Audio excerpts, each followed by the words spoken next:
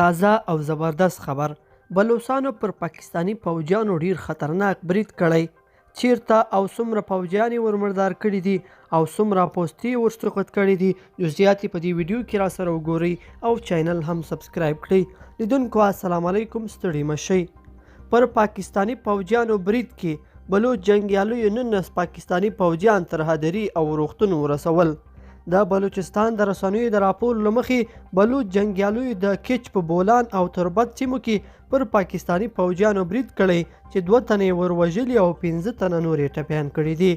دغه راز په یاد برید کې د پاکستان د پوځ لوړپوړي چارواکي عاطف هم سخت ټپي شوی دی.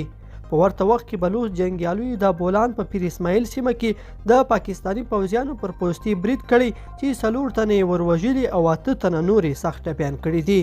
د بلوچستان د ازادۍ غوښتونکي ډلې ویان ګهرام بلوچ د یاد برید مسؤلیت منلی او زیاته کړې ده چې دوی به د پاکستانی فوجیانو د تاوتریخوالي ځواب خامخا ورکوي. په هیڅ یادونه وشي چې پاکستانی فوجیانو په دې وروستیو کې پر بلوچانو د تاوتریخوالي کچه لوړه کړې ده او له سخت ځواب سره مخ شوي دي.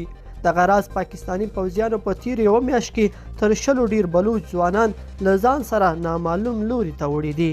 لیدونکو په دې هیله چې دغه مطلب به مو را سره تر پایه پورې لیدلی وي، نو به دغه ویډیو خوښه شوې ویډیو لایک کړئ او چینل سبسکرایب کړئ. تر بیا ښه وخت.